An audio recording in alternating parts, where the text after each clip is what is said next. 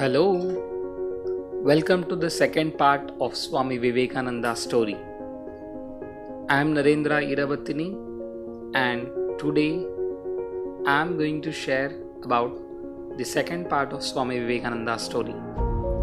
After the death of Sri Ramakrishna Paramhamsa, Swami Vivekananda travelled length and breadth of the country, absorbing much of the social, cultural, and religious aspects of the people. He came in contact with everyone. He witnessed the adversities of life that the common people faced and their problems, and he vowed to dedicate his life to bring relief to these sufferings.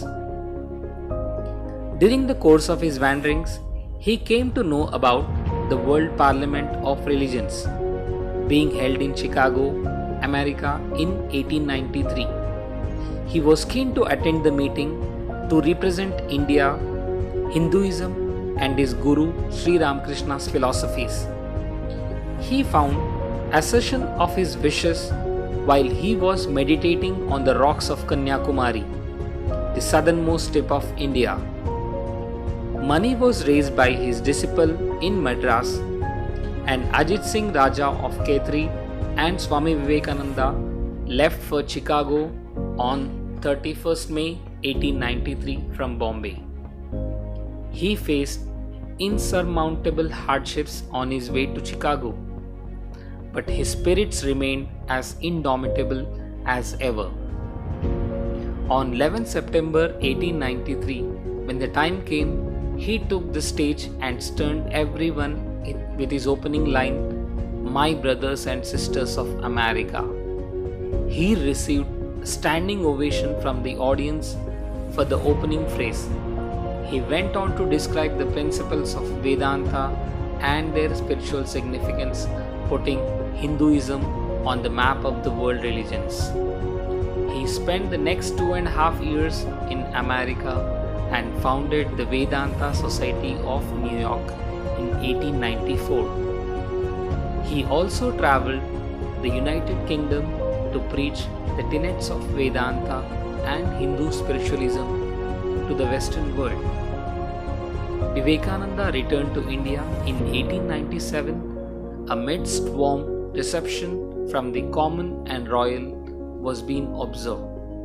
He reached Calcutta after a series of lectures across the country and founded the Ramakrishna Mission on May 1st, 1897 at Belur Math near Calcutta.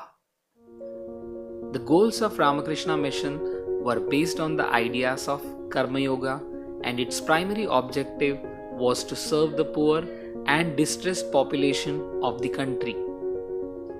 The Ramakrishna Mission undertook various forms of social service like establishing and running schools, colleges, and hospitals, propagation of practical tenets of Vedanta through conferences, seminars, and workshops, initiating relief and rehabilitation work across the country.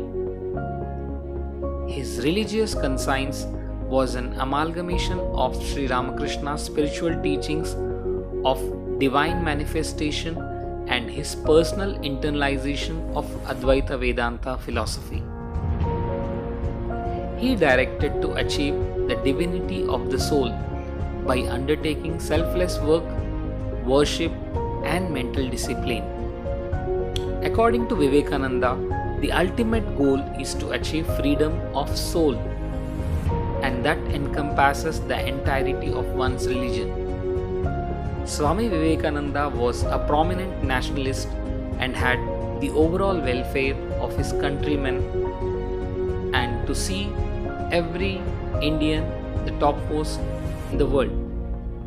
He urged his fellow countrymen to arise, awake, and stop not till the goal is reached. Swami Vivekananda had predicted that he will not live till the age of 40. On July 4th, 1902, he went about his day's work at Belur Math, teaching Sanskrit grammar to the pupils.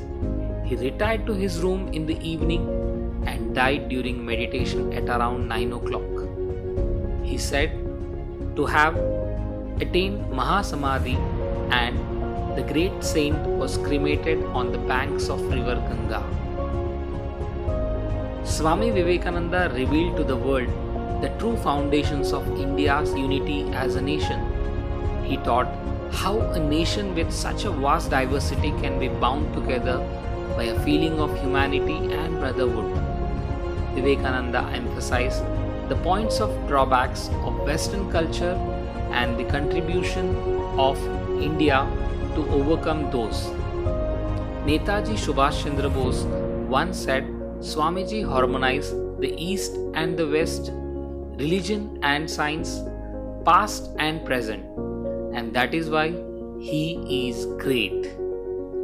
Our countrymen have gained unprecedented self-respect, self-reliance, and self-assertion from his teachings. Millions of people across the country and across the world still reads his book and gets inspiration from his messages. Vivekananda was successful in constructing a virtual bridge between the culture of East and the West. He interpreted the Hindu scriptures, philosophy, and the way of life to the Western people. He made them realize that in spite of poverty and backwardness, India had a great contribution to make to the world culture. He played a key role in ending India's cultural isolation from the rest of the world. In these two parts, I just concluded the most important aspects of Swami Vivekananda, the man who inspired millions of people. His childhood and his death was the message given to everyone. I hope you enjoyed this audio summary. I request to subscribe my channel and enjoy more and more learnings from this channel. Thank you. This is your Narendra signing off. Bye-bye.